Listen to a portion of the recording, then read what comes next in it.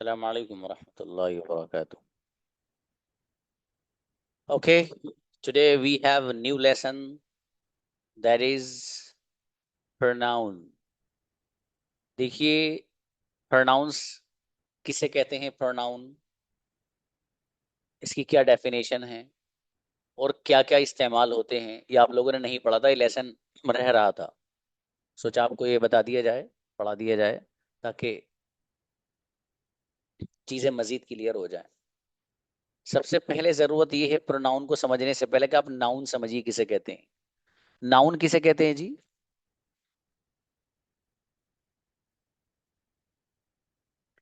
किसी भी चीज का नाम हो नाउन होता है, किसी भी शख्स का नाम हो नाउन होता है, किसी भी चीज के नाम को नाउन बोलते हैं। बस सीधी सीधी बात है, बड़ी आसान सी डेफिनेशन है, कुछ भी ले लो।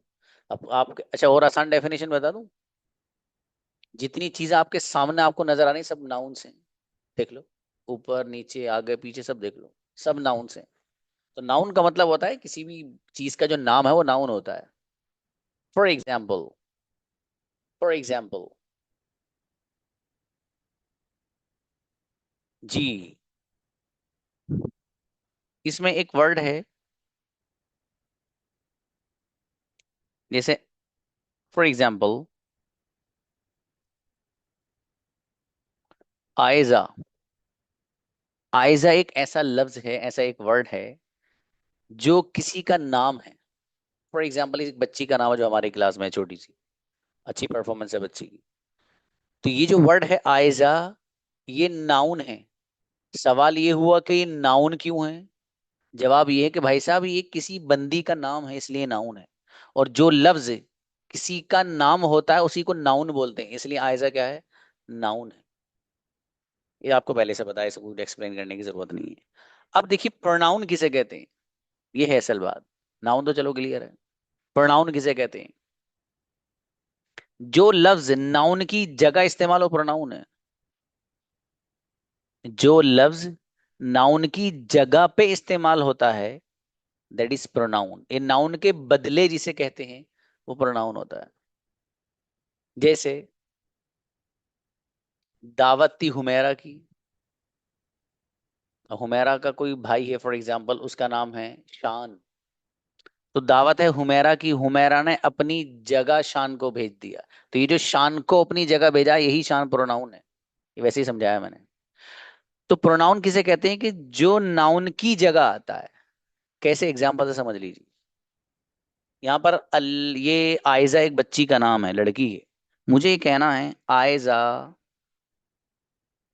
Is a student. Aayza is a student. Aayza एक स्टूडेंट है। और अब इसके बारे में मुझे पूरी बात कहनी है। क्या? शी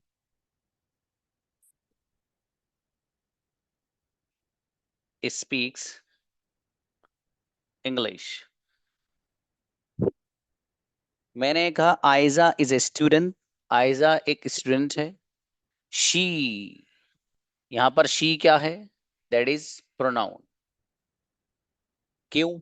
इसलिए कि शी इस अलीजा नाम की जगह पर आ रही है, नाम की जगह पर इस्तेमाल हो रही है। और जो लफ्ज किसी नाउन की जगह पर इस्तेमाल होता है उसको प्रोनाउन कहा जाता है। ठीक है, तो यहाँ पर शी क्या है? ये प्रोनाउन है। क्यों? इसलिए कि इस आयजा नाउन की जगह पर इस्तेमाल हो रही है। क्योंकि बात ये हो रही है कि आयजा एक स्टूडेंट है, वो इंग्लिश बोलती है, तो वो कौन? वो का मतलब वो जो आयजा नाउन है उसकी जगह पर बोले जाने वाला लफ्ज है शी, जिससे इशारा हो रहा है किसकी तरफ? इस नाउन की तरफ जो आयजा है। तो शी प्रोनाउन इसीलिए चूंकि इस नाउन की जगह वहां इस्तेमाल हो रहा है। ठीक है, तो जो लफ्ज किसी नाउन की जगह पर आता है दैट इज प्रोनाउन। अब चूंकि प्रोनाउंस आप डिटेल में पढ़ने जा रहे हैं, लेट्स सी। देखिएगा,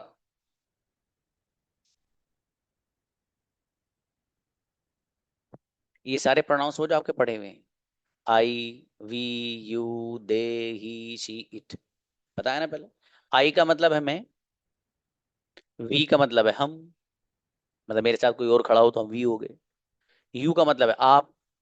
अब अगर सामने एक लड़की है तब भी यू है, दो लड़कियां हैं तब भी यू है। तीन लड़कियां हैं तब भी यूं है, अगर एक लड़का है तब भी यूं है, दो लड़के हैं तब भी यूं है, और तीन लड़कियां हैं तब भी यूं है, कुछ लड़के हैं कुछ लड़कियां हैं सामने तब भी यूं है, तो सब यू है अंग्रेजों के यहाँ। समझ में आया? जी। अब ये जो यहाँ पर आपको प्रोनाउंस नजर आ रहे हैं, आई हो, वी हो, यू हो, दे हो, ही हो, शी हो या इट हो, ये सारे के सारे जो प्रोनाउंस हैं, ये सेंटेंस में सब्जेक्ट बनते हैं। क्या बनते हैं भाई? सब्जेक्ट बनते हैं। तो आई का मीनिंग है मैं, वी का मीनिंग हम, यू का मतलब तुम या आप, दे, दे का मतलब वो बहुत सारे लोग जो यहाँ मौजूद ना हो। फॉर एग्जाम्पल, अगर मैं बात करूं तो मैं अपने वालिद वालदा, अपनी बहन, इन सब के बारे में अगर आपसे कोई बात कहूं तो मैं कहूंगा वो इंग्लिश बोलते हैं, और मैं इशारा किसकी तरफ कर रहा हूँ? उसमें मेरे वालिद साहब भी हैं, मेरी वालिदा भी है, मेरी बहन भी है, मेरा भाई भी है, उन सब की तरफ मैं इशारा करके आपको ये कह रहा हूँ भाई वो इंग्लिश बोलते हैं। तो मैं कहूंगा दे स्पीक इंग्लिश, वो उर्दू बोलते हैं, दे स्पीक उर्दू। तो दे का मतलब वो, यानी बहुत सारे लोग जिनके बारे में हमें बात करनी है। आप मैसेज दबा के करिए, आप लोग मैसेज बढ़िया तरीके से करिए, शानदार, नहीं मजा नहीं आ रहा। मजा तब आएगा ना जब बढ़िया बढ़िया आएंगे मैसेज। इतनी बार बता दिया यार, जब कोई चीज हमें समझाओ भाई, मैसेज मत करिए। आपको 1 करोड़ डाउट्स है ना, पूछ लेना बाद में, यहाँ मौका नहीं मिले व्हाट्सएप पे पूछ लेना। जब एक बंदा बताने वाला आपका है तो फिर किस चीज की प्रॉब्लम है? लेकिन मैसेज करने से कई सारे लोगों को दिक्कत होती है, वो आपके मैसेज को पढ़ते हैं, क्लास छोड़ देते हैं, फिर मुझे बाद में झेलना पड़ता है, चूंकि उनको समझ में नहीं आता, मुझे तो समझाना है ना। तो प्लीज आप मैसेज ना करें, ठीक है? ओके। ये सारे के सारे जो प्रोनाउंस आपको नजर आ रहे हैं, आई हो, वी हो, यू हो, दे हो, ही हो, शी हो या इट हो, ये सारे के सारे प्रोनाउंस सेंटेंस में सब्जेक्ट बनकर इस्तेमाल होते हैं, ये सब्जेक्ट की जगह आते हैं। ये सब चूंकि सेंटेंस में सब्जेक्ट बनते हैं, सब्जेक्ट की जगह आते हैं, इसलिए इनको कहा जाता है सब्जेक्टिव प्रोनाउन। क्या कहा जाता है? Subjective pronoun. उर्दू में कहिए ये सारी की सारी जो जमीरें हैं, ये फाइल की जमीरें हैं, ये जुमले में फाइल बनकर इस्तेमाल होते हैं, और सब्जेक्टिव प्रोनाउन उन्हीं को कहा जाता है तो जो जमीर फाइल होती है। ठीक है, मतलब ये उन बच्चों के लिए लफ्ज इस्तेमाल किया मैंने जो उर्दू से वाकिफियत रखते हैं। बहरहाल, ये सारे के सारे जो अल्फाज हैं यहाँ पर, जो आपको I, we, you, they, he, she, it की अंदाज में नजर आ रहे हैं, ये सब के सब सब्जेक्टिव प्रोनाउन है, ये सेंटेंस में सब्जेक्ट बनकर इस्तेमाल होते हैं। ठीक है, सबके एग्जांपल आपको पता है, आपने याद कर रखा, आई गो मैं जाता हूँ, वी गो हम जाते हैं, यू गो तुम जाते हो, दे गो वो सब जाते हैं, ही गोज वो जाता है, शी गोज वो जाती है, इट का मसला रह जाता है। सवाल ये हुआ, या थोड़ी सी बात बता दूं जरा इट के बारे में आपको। ठीक है, ये बेसिक लेवल की बात बता रहा हूँ, इट का एडवांस लेवल जब एडवांस लेवल पे पहुंचोगे तब बताऊंगा। इट का जो इस्तेमाल है, बुनियादी तौर पर 3 चीजें जहन में रख लीजिए। पहली बात, इट का इस्तेमाल हम बेजान चीजों के लिए करते हैं। फॉर एग्जाम्पल, पेन, कलम, वॉच, स्पेक्टिकल, कैप है, चेयर है, कैमरा है, इंटरेक्टिव पैनल है, ये सब चीजें वो हैं जिनके अंदर जान नहीं है, इट का लफ्ज हम इस्तेमाल करते हैं। एक बात। दूसरी बात, इट का इस्तेमाल हम जानवरों वगैरह के लिए भी करते हैं, एनिमल्स के लिए करते हैं। ठीक है, जिनके अंदर अल्लाह पाक ने जान रखी है लेकिन अकल उनके अंदर नहीं रखी, तो उनके लिए भी हम इट लाते हैं। आप कैट की तरफ इशारा करना हो उसको कह सकते हैं, कैमल की तरफ इशारा करना हो, एलिफेंट की तरफ इशारा करना हो, तो आप इट का लफ्ज इस्तेमाल कर सकते हैं। इसी तरीके से बेसिक लेवल की एक बात और है इट के बारे में, वो ये है कि कोई भी ऐसा छोटा सा बच्चा जिसका जेंडर और जिन्स हमें पता ना हो कि वो लड़की है लड़का है, उसकी तरफ अगर इशारा करने के लिए कहीं बात करनी हो, उसके लिए भी हम इट का लफ्ज इस्तेमाल कर लेते हैं। जैसे बेबी एक लफ्ज इस्तेमाल होता है, इसी तरीके से चाइल्ड होता है। तो चाइल्ड का और बेबी का जो ट्रांसलेशन है वो बच्चा है। तो बच्चे का मतलब ये नहीं कि चाइल्ड का मतलब लड़की है लड़का नहीं है, या बेबी का मतलब ये नहीं है कि लड़की है तो बेबी है और लड़का है तो बेबा हो जाएगा। मतलब वो बेबी ही है तो बेबी ही है। ठीक है। तो वो दोनों के लिए इस्तेमाल हो जाता है वो लफ्ज। अब ईट के बारे में ये बुनियादी बातें थी 3 जो मैंने आपको बताई, कुछ और है ईट के बारे में वो अभी नहीं बताऊंगा। ठीक है, बस इतना ही रखिए अभी। अब इट सेंटेंस में इस्तेमाल कैसे होगा वो जरा थोड़ा सा देख लीजिए। अब जो एग्जाम्पल मैं यहाँ क्रिएट करने जा रहा हूं वो एग्जाम्पल आप याद रखिएगा, ठीक है। अब फॉर एग्जाम्पल,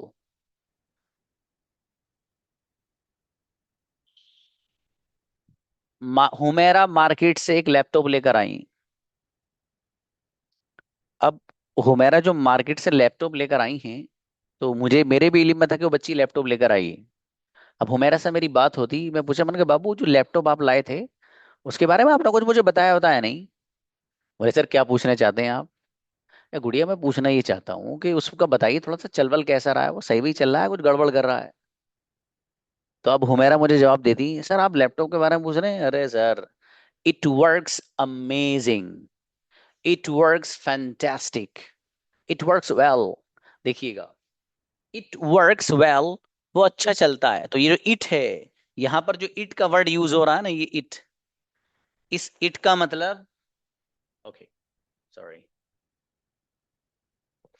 ये जो इट का वर्ड यूज हो रहा है यहाँ पर, इस इट का मतलब हुमेरा जो मार्केट से जाकर लैपटॉप लेकर आई है बच्ची, ये वो लैपटॉप मुराद है, इसे इट का मतलब, यानी ये जो लैपटॉप है। मैंने पूछा ना गुड़िया को आपका लैपटॉप कैसा चलता है वो, अरे सर लैपटॉप, अरे सर इट वर्क्स वेल, वो तो अच्छा चलता है। इट वर्क्स अमेजिंग, एस क्यों आ रहा है? चूंकि इट सिंगुलर में आता है इसलिए यहाँ पर एस भी आ रहा है। It works well, it runs well, it performs well, सबके साथ ऐसा आएगा। प्रेजेंट इन सिंपल है, प्रेजेंट इंडेफिनिट है, इसलिए ऐसा आ रहा है। समझ में आया? तो यहाँ पर जो इट का इस्तेमाल हो रहा है, वो इट यहाँ पर सब्जेक्ट बनकर इस्तेमाल हो रहा है सेंटेंस में। ये सब्जेक्ट की जगह आ रहा है, सब्जेक्टिव प्रोनाउंस में से है ये इट, ठीक है। और ये इट आगे भी आता रहेगा, लेकिन अपने अलग अलग रूप में आता रहेगा, ठीक है। ये अलग अलग अंदाज बदल लेता है, जिस देश में जाता है वैसी भेस कर लेता है नालायक। तो इट यहाँ पर जो इस्तेमाल हो रहा है वो एज अ सब्जेक्टिव प्रोनाउन इस्तेमाल हो रहा है, फाइल के तौर पर इस्तेमाल हो रहा है, ठीक है। क्योंकि उसी के बारे में बात चल रही है लैपटॉप के। अब लैपटॉप के बारे में ये बता रहे हैं कि इट वर्क्स, वो चलता है। तो चलने वाला कौन है? वही लैपटॉप, इसलिए यहाँ पर इट सब्जेक्टिव प्रोनाउन है। क्लियर? आगे देखें भाई साहब, अगली चीज, me, us, you, them, him, her, it. It फिर आ गया, नहीं छोड़ेगा पीछे, बहुत नालायक है मुझे मालूम है जी। अब देखिए जरा ध्यान से सुनना दोस्त, चुटकियों में समझेंगे आप। मी का मतलब है मुझे या मुझको, मी का मतलब मुझे या मुझको। सेंटेंस बनाइए। एक सेंटेंस अगर मैं आपसे पूछने लगूं कि ये कैसे बनेगा, जकरिया सर पढ़ाते हैं, तो आप लोग सेंटेंस बनाएंगे, जकरिया सर टीचिज, जकरिया सर टीचिज, जकरिया सर पढ़ाते हैं। अब सवाल हुआ किसको? आपने कहा मुझको, जकरिया सर टीचिज मी, जकरिया सर पढ़ाते हैं मुझको।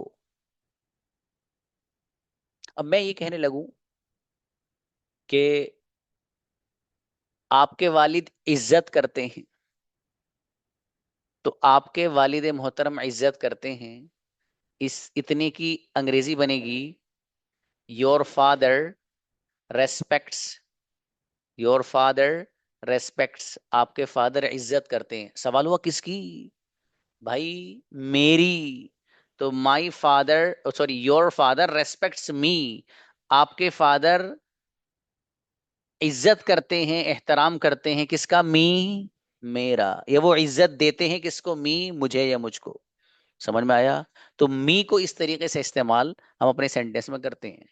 मेरे फादर मोहब्बत करते हैं, my father loves, my father loves, भैया किससे? अरे मुझसे, माई फादर लव्स मी, मुझसे मोहब्बत करते हैं। Me clear? तो मी का मीनिंग क्या है? मुझे या मुझको। आगे देखिएगा, अस, हमें या हमको। कई सारे लोग खड़े हो ना मेरे पास, एक तरफ इधर कोई खड़ा हो बंदा, एक इधर हो। अब मैं कोई बात कहूं कि हमको, एग्जाम्पल, जकरिया सर पढ़ाते हैं, जकरिया सर टीचिज, जकरिया सर टीचिज। सवाल हुआ किसको? जवाब, अरे हमको भैया, हमको या हमें। तो जकरिया सर टीचिज अस, जकरिया सर टीचिज अस, जकरिया सर पढ़ाते हैं हमको या हमें पढ़ाते हैं। इसी तरीके से आपके फादर मोहब्बत करते हैं, तो your father loves, your father loves. सवाल ही हुए किससे, जवाब, अरे भैया हमसे। तो योर फादर लव्स अस, तो हमें या हमसे या हमको, सब ट्रांसलेशन किसका हो जाएगा, अस का हो जाएगा। आगे देखिए यू, यू वहां भी आया था, सब्जेक्ट बनकर आया था, लेकिन और यू यहां पर इस्तेमाल हो रहा है, लेकिन यहां पर ऑब्जेक्ट बनकर इस्तेमाल हो रहा है। अब देखिए किस तरीके से हो रहा है।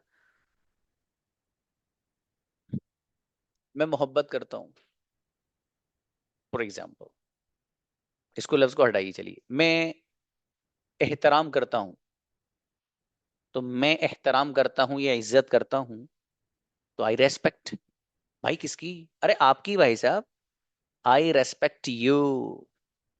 मैं पढ़ाता हूं, तो भैया किसे पढ़ाते हो, आपको, आई टीच यू, मैं आपको पढ़ाता हूं। मैं पसंद करता हूं, आई लाइक, किसको भैया, अरे आपको भाई, आई लाइक यू। तो यू यहां पर जो इस्तेमाल हो रहा है, ये ऑब्जेक्ट बनकर इस्तेमाल हो रहा है, ऑब्जेक्टिव प्रोनाउन के तौर पर इस्तेमाल हो रहा है, ठीक है। तो यू का मतलब है तुम्हें या तुमको या आपको, यू का मतलब तुम्हें या तुमको या फिर आपको। आगे देखिए दैम, ये जो दैम है, इसका ट्रांसलेशन होगा उन्हें या उनको, उन्हें या उनको। अब देखिए, वही मैंने अपने फैमिली सपोज की थी इससे पहले एक स्लाइड में, मेरे फादर भी हैं, मेरी वालदा भी है, मेरा भाई भी है, मेरी बहन भी है। अब मैं उनकी तरफ इशारा करके ये कहने लगूं मसलन कि मैं पढ़ाता हूं, तो मैं पढ़ाता हूं का मतलब आई टीच, सवाल हुआ किसको, अरे उनको, और इशारा किसकी तरफ कर रहा हूं, अपने वालिद साहब की तरफ, अपनी वालदा की तरफ, अपने भाई बहन की तरफ, सबकी तरफ इशारा करके बोल रहा हूँ, आई टीच दैम, मैं पढ़ाता हूं उनको। मैं कहूँ आई रेस्पेक्ट, मैं इज्जत करता हूँ, सवाल हुआ किसकी, अरे भैया उनकी, कौन, मेरे वालिद हैं, वालदा हैं, भाई बहन हैं। आई रेस्पेक्ट दैम, मैं इज्जत करता हूँ उनकी। तो दैम का ट्रांसलेशन उन्हें या उनको, ठीक है, ये लिख लीजिएगा। अगला देखिए हिम, ये जो हिम है, हिम का मतलब किसी एक लड़के की तरफ इशारा करना हो मुझे, तो मैं हिम लेकर के आता हूँ। फॉर एग्जाम्पल मेरा एक भाई है, मैं अगर उसकी तरफ इशारा करने के लिए बात कहूँ, तो मैं हिम का लफ्ज इस्तेमाल करूंगा। जैसे मैं पढ़ाता हूं, आई टीच, सवाल ये हुआ किसे, जवाब उसको, और उससे इशारा कर रहा हूं मैं अपने भाई की तरफ यानी हिम, तो मैं कहूंगा आई टीच हिम, मैं पढ़ाता हूं उसको। फॉर एग्जाम्पल, एक और एग्जाम्पल ले लीजिए, मुझे ये कहना है कि मैं पैसे देता हूं, मैं पैसे देता हूं, आई गिव, मैं देता हूं, भाई किसको, उसको, यानी अपने भाई की तरफ इशारा करना है मुझे, तो आई गिव हिम, मैं देता हूं उसको। क्या देता हूं, आगे आगे बात आ जाएगी, पैसे जो भी चीज है, ठीक है, समझ में आ रहा है। तो हिम को इस्तेमाल करते हैं हम, वो ऑब्जेक्टिव प्रोनाउन के तौर पर इस्तेमाल करेंगे, और किसी एक लड़के के लिए, किसी एक मर्द के लिए इसको इस्तेमाल किया जाएगा। हर जो है इसका उल्टा है, एक लड़की के लिए इस्तेमाल होता है। फॉर एग्जाम्पल, मैं अपनी अगर एक सिस्टर है उसकी तरफ इशारा करने लगूं और आपसे कहूं कि मैं पढ़ाता हूं, आई टीच, सवाल हुआ किसको, जवाब अरे उसको, यानी जो मेरी बहन है, उसकी तरफ इशारा करने के लिए मैं हर का लफ्ज इस्तेमाल करूंगा। मैं कहूंगा आई टीच, मैं पढ़ाता हूं हर, उसको।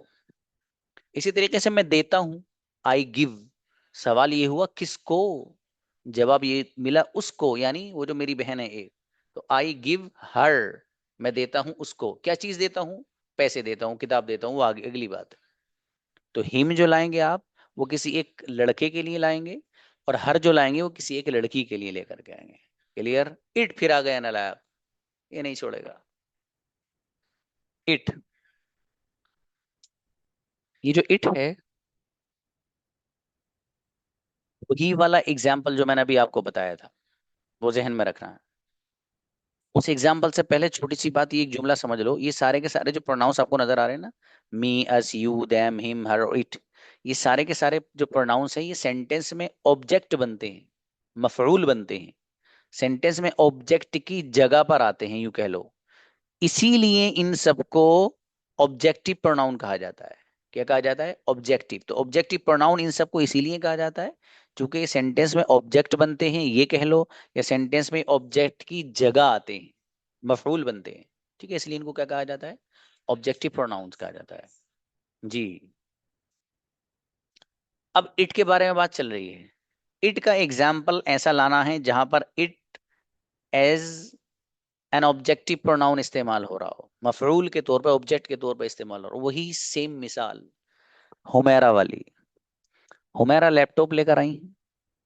अब हुमैरा से सवाल ये हुआ कि गुड़िया, वो जो आप लैपटॉप लेकर के आई हैं, तो वो सिर्फ अलमारी में आपने सजा कर रख रखा है लोगों को इम्प्रेस करने के लिए, या इस्तेमाल भी करती हो?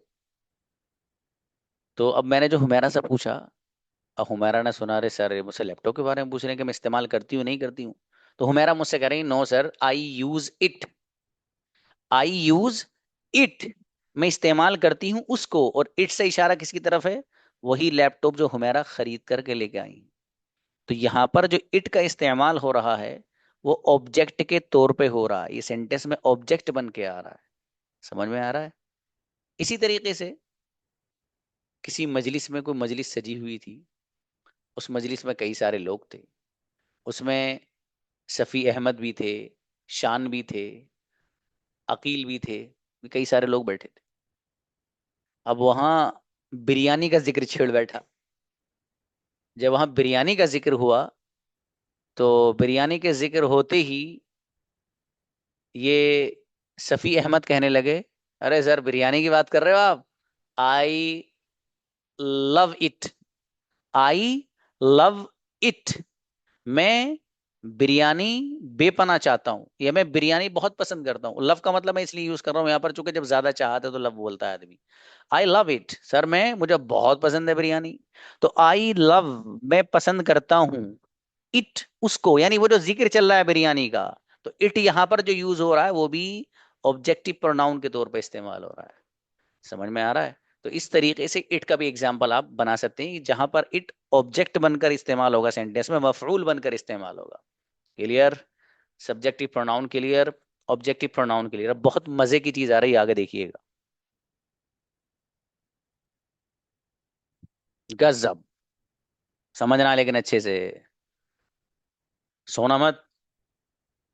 माई and mine, our and ours, your and yours, their and theirs. अच्छा।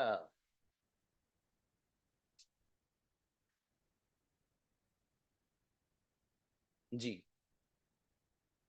देयर एंड देयर्स, हिज, ये अकेला है। इस अल्लाह पाक ने, इसकी शादी नहीं होगी उल्लू की, ऐसी रह गए, अकेला ही है। हर और हर्ट्स और इट्स, ये तो है ही, ऐसे ही पैदा हुआ है, बारिश में हुआ था उल्लू। अब देखिएगा, my and mine, our and ours, your और yours, their and theirs, his और हर एंड हर्ट्स और इट्स, ये सारे के सारे जो प्रोनाउंस बच्चों आपको ये नजर आ रहे हैं, इन सबको कहा जाता है possessive pronoun. Possessive pronoun, possessive pronoun. क्या मतलब है सर पजेसिव प्रोनाउंस का? ये वो प्रोनाउंस हैं सारे के सारे, जिन प्रोनाउंस के जरिए आप किसी से अपना ताल्लुक और रिलेशन बताते हैं। किसी भी चीज से आप अपना ताल्लुक और रिलेशन बताते हैं, आपका क्या ताल्लुक है किसी चीज से, आपका क्या रब्त है। ठीक है? और अपनी मिल्कियत, अपने मालिक होने को बयान करने के लिए आप इनका इस्तेमाल करते हैं। ठीक है? बहरहाल, तो मालिक जब बंदा जो होता है किसी से, तो उससे ताल्लुक भी होता है, वो एक ही बात है। ठीक है? तो असल बात याद रखिए कि इनको पजेसिव प्रोनाउन इसीलिए कहा जाता है क्योंकि इन प्रोनाउंस के जरिए एक बंदा किसी चीज से अपने ताल्लुक का इजहार करता है, उससे अपना रिलेशन बताता है। ठीक है? तो इसलिए इनको इस्तेमाल किया जाता है। कैसे इस्तेमाल करते हैं? लेट्स सी, बड़े आसान अंदाज में। माई का तो आपको आता ही है। तो मसला नहीं है। फॉर एग्जाम्पल माई ब्रदर मेरा भाई, माई सिस्टर मेरी बहन, माई क्लास मेरी क्लास, ठीक है, और माई बुक मेरी book, this is my book ये मेरी बुक है, दिस इज माई हाउस ये मेरा घर है, दिस इज माई कार ये मेरी कार है। को मसला नहीं है। माई माई का तो आपको पहले से माइन का है असल। देखो माइन ये ऐसा प्रोनाउन है कि इसके बगैर कोई, सॉरी, इसके बाद कोई नाउन इस्तेमाल नहीं होता है। इस माइन के बाद कोई नाउन इस्तेमाल नहीं होता है। और ये जो माई है इसके बाद हमेशा नाउन इस्तेमाल होता है। जैसे मेरा घर, माई हाउस, तो माई के बाद हाउस लगाना जरूरी है। माई हाउस मेरा घर, हाउस नाउन है। मेरा भाई माई ब्रदर, तो ब्रदर नाउन है तो माई के साथ ब्रदर लाना जरूरी है। मेरी बहन माई सिस्टर, तो सिस्टर नाउन है वो माई के साथ लाना जरूरी है। मेरी कार, माई कार, तो कार लाना जरूरी है माई के साथ, अगर ये बताना हो आपको। लेकिन माइन के साथ ऐसा नहीं है। उसके बाद आप कोई भी नाउन जिक्र नहीं करेंगे। इस्तेमाल कैसा करते हैं सर, समझिएगा। मुझे ये कहना है कि जी ये कलम मेरा है, ये कलम मेरा है, मुझे ये कहना अंग्रेजी में। तो माइन का इस्तेमाल कैसे करूंगा? तो मैं कहूंगा this pen is mine, this pen is mine, ये कलम मेरा है। तो देखो माइन के बाद कोई नाउन नहीं आना है। समझ में आ रहा है? माई का लफ्ज आप इस्तेमाल करोगे तो उसके साथ आएगा। इसी बात को आपको यूं कहना है कि ये मेरा कलम है, तो आप कहेंगे दिस इज माई पेन। अगर ये कहना है कि ये कलम मेरा है, दिस पेन इज माइन, तो उसमें आपको दिस पेन शुरू में लगाना पड़ेगा, फिर इज, फिर माइन। लेकिन माइन के बाद कोई नाउन नहीं आएगा, इसलिए मैं बताना चाह रहा हूँ सर। ठीक है, तो दिस पेन इज माइन, ये कलम मेरा है। सेशन रिकॉर्ड होकर आएगा, हर बच्चा नोट्स बना लेना अपने। ठीक है, और पर्सनली मुझे शेयर करिएगा। आज होमवर्क कुछ नहीं मिलेगा, इसलिए नहीं मिलेगा चूंकि आपको इसके नोट्स बनाने हैं। ठीक है, ग्रुप में कोई मत डालना।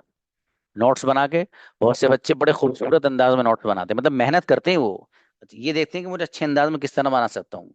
ठीक है, अपने नोट्स बना के भेजते हैं वो। अमूमन बच्चियां ज्यादा भेजती हैं जी ये, तो बच्चों को भी भेजना चाहिए। ठीक है जी। अवर एंड अवर्स, हमारा। माई और माइन का मीनिंग है मेरा, दोनों का मीनिंग सेम है, इस्तेमाल अलग अलग है, यूज दोनों का अलग अलग है। ऐसे ही अवर और अवर्स का तर्जमा और ट्रांसलेशन सेम है। वो क्या है? हमारा। लेकिन दोनों के इस्तेमाल में फर्क है। क्या फर्क है? अवर का तो बड़ा आसान है, जैसे जैसे ऊपर माई के साथ कोई ना कोई नाउन लाना, ऐसी अवर के साथ भी नाउन लाएंगे। हमारा स्कूल, अवर स्कूल। हमारा घर, अवर हाउस। हमारी कार, अवर कार। हमारी class, our class. For example, समझ में आया? तो अवर के साथ कोई ना कोई नाउन आपको लाना पड़ेगा इस तरीके से। बाकी अवर्स जो है, इसके बाद कोई नाउन लाने की आपको जरूरत नहीं है। इसका एग्जाम्पल देखिए, मुझे ये कहना है कि ये हमारा घर है, ये हमारा घर है, तो सेंटेंस बनेगा दिस इज आवर हाउस। ये घर हमारा है, दिस, सॉरी, ये हमारा घर है, तो दिस इज आवर हाउस, ये हमारा घर है।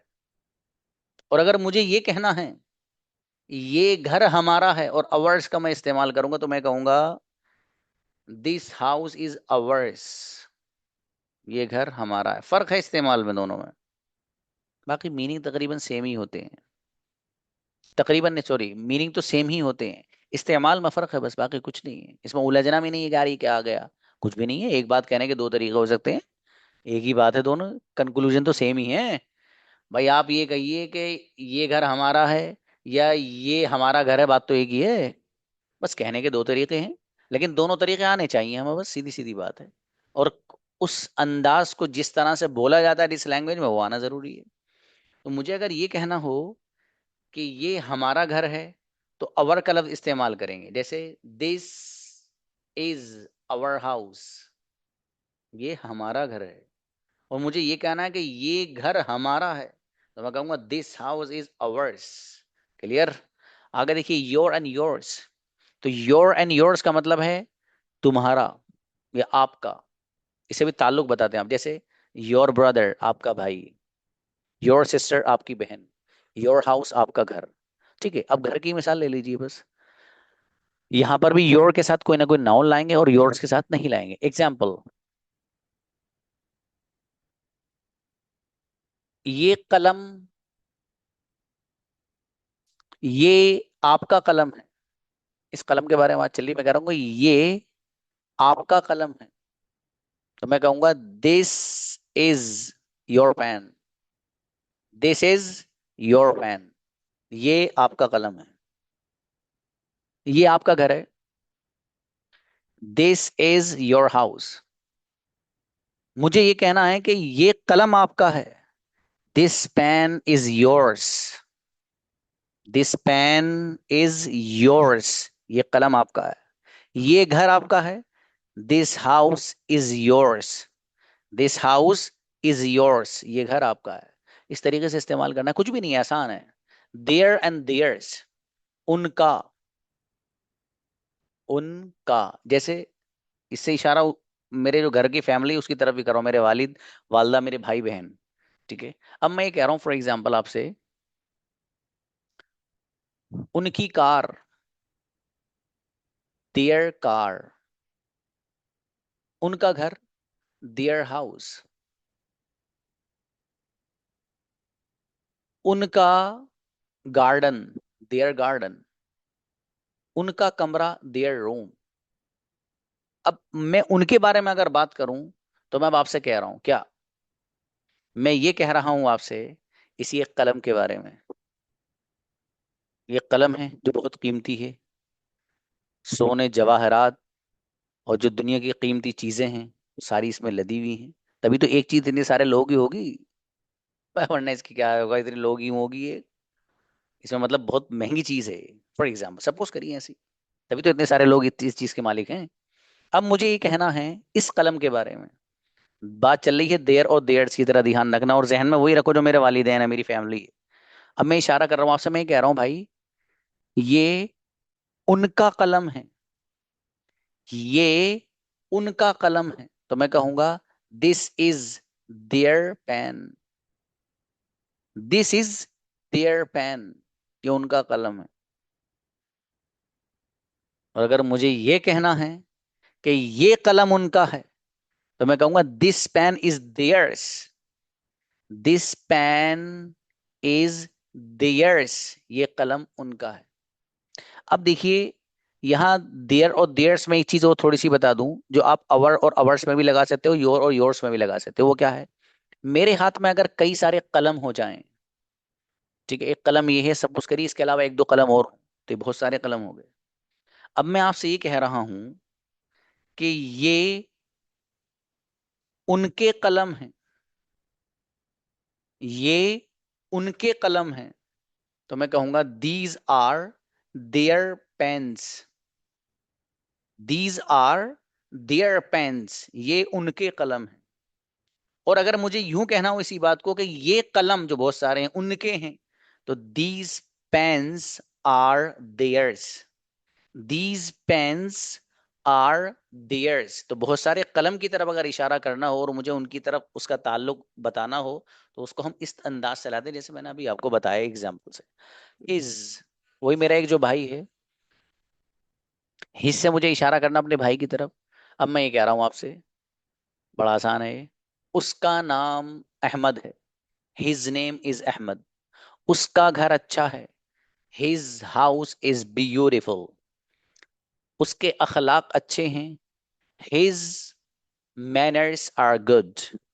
उसकी कार सफेद रंग की है। His car is white, for example. तो इस तरीके से हिज का इस्तेमाल कर लेते हैं। रहा मसला हर और हर्स, फिर वही कलम सामने आ गया।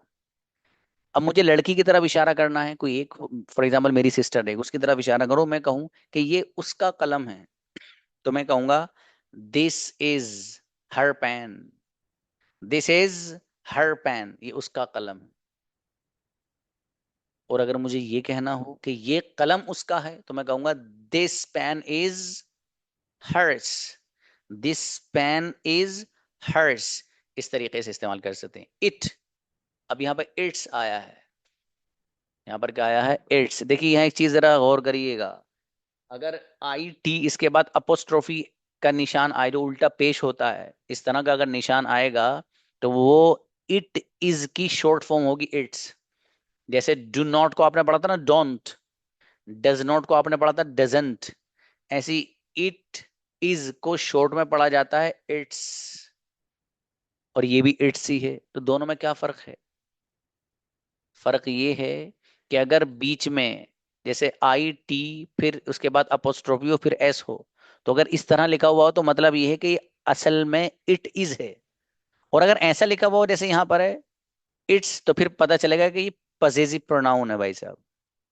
अब देखिए इसको समझिएगा, वही मिसाल इट के बारे में जो हुमैरा को बताया था, इसलिए मैंने कहा था ना वो एक जहन में रखना, उसी से समझ लोगे सब। हुमैरा के पास लैपटॉप है जो हुमैरा खरीद के लेके आई है। हुमैरा से मैंने पूछा कि गुड़िया वो जो लैपटॉप आप लाई हो उसका मैंने देखा नहीं, उसका कलर बता दीजिए कैसा है। अभी मुझसे बता के कह रही है sir its colour is green, its colour is green, उसका कलर ग्रीन है, हरा है। अगर उसका रंग फॉर एग्जाम्पल काला है तो ये कहेंगे इट्स कलर, इट्स कलर उसका कलर कैसा है, is black, its colour is black, उसका कलर काला है। अब मुझसे ये कह रहे हैं कि सर उसकी आवाज जबरदस्त है sir, it's sound is amazing, it's sound उसकी आवाज कैसी है, इज अमेजिंग जबरदस्त है। कोई इत्र है, आपको कहना उसकी खुशबू बड़ी गजब है, इट्स फ्रेग्रेंस, खुशबू को फ्रेग्रेंस बोलते हैं, it's fragrance is so impressive, उसकी खुशबू बड़ी मुतासिर है। इसी तरीके से किसी, आपको कहना किसी मोबाइल की रोशनी के बारे में, जिसे आप ब्राइटनेस बोलते हो, आप कहते हैं भाई इसकी ब्राइटनेस बहुत तेज है, it's brightness is so high for example. ठीक है, तो इस तरीके से इट्स का इस्तेमाल करेंगे आप पजेसिव प्रोनाउन के तौर पर। ठीक है, उसकी क्वालिटी इट्स क्वालिटी, उसका कलर इट्स कलर, अब कैसा है वो आगे बताते रहिए इस के बाद। ठीक है, इसी तरीके से उसकी परफॉर्मेंस इट्स परफॉर्मेंस कैसी है वो आगे बता दीजिए। इसी तरीके से आ, उसके फीचर्स इट्स फीचर, किसी भी चीज के बारे में बात करनी हो तो इस तरीके से आप इट्स का भी अपने सेंटेंसेस में इस्तेमाल आप कर सकते हैं। तो ये थे आपके सामने प्रोनाउंस, जिसमें आपने सब्जेक्टिव प्रोनाउंस भी पढ़ ली जो सेंटेंस में सब्जेक्ट बनकर आते हैं, आपने ऑब्जेक्टिव प्रोनाउंस पढ़ ली जो सेंटेंस में ऑब्जेक्ट बनकर आते हैं। ये पजेसिव प्रोनाउन थे जो सेंटेंस में कुछ भी बन के आ सकते हैं, इसमें कोई कैद नहीं है। ठीक है, ये सेंटेंस में सब्जेक्ट भी बन सकते हैं ऑब्जेक्ट भी बन सकते हैं। समझ में आया?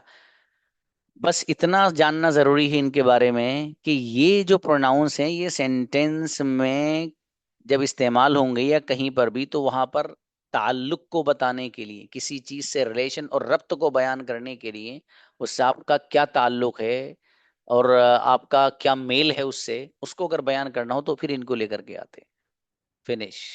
किसी भी बच्चे को कोई कंफ्यूजन हो, drop a message on my WhatsApp. ठीक है, वहीं पर आपको मैसेज जवाब दिया जाएगा। ठीक है जी हाँ, बाकी कुछ लोग फीस वगैरह के बारे में जो मैसेज कर रहे हैं वो यहाँ नहीं करिए। ठीक है, फीस के बारे में पर्सनल ही बात होगी। ठीक है, और बाकी आपको मेहनत से पढ़ना है। ठीक है, आप असल चीज़ आपकी शुरू होने वाली है, मैं प्रेजेंट कंटिन्यू शुरू करा रहा हूँ, और इंशाल्लाह ये फीस का आप लोगों का एक दो दिन में फिनिश हो जाएगा, पूरा फिल्टर होके आ जाएगा। ठीक है, फिर उसके बाद आपके पेयर्स बनवाए जाएंगे, जोड़ियां जिसे कहते हैं। फिर आपको तरीका बताऊंगा how to speak and how to communicate with each other, एक दूसरे से बात आपको किस अंदाज से करनी है। ठीक है, आप लोग बढ़िया से मेहनत करिए, जिस जज्बे को लेकर आए हो उस जज्बे को बाकी रखिए, और जज्बे जिस बंदे के अंदर ना हो, जिस बॉडी के अंदर ना हो, वो दुनिया में कुछ नहीं कर सकता, कहीं पर भी वो कामयाब नहीं हो सकता। तो अपना मिजाज आप मेहनत का बनाइए, और जिस बच्चे का मिजाज मेहनत का होता है और दुनिया के किसी भी कोने में चला जाए, वो अपना लोहा मनवा के रहता है। ठीक है। आप यहाँ आए हैं अंग्रेजी और कम्युनिकेशन इंग्लिश सीखने आए हैं, सीखे बगैर जाना नहीं है, सीधी सीधी बात है। ठीक है मेरे भाई, चलिए सी यू, अस्सलाम।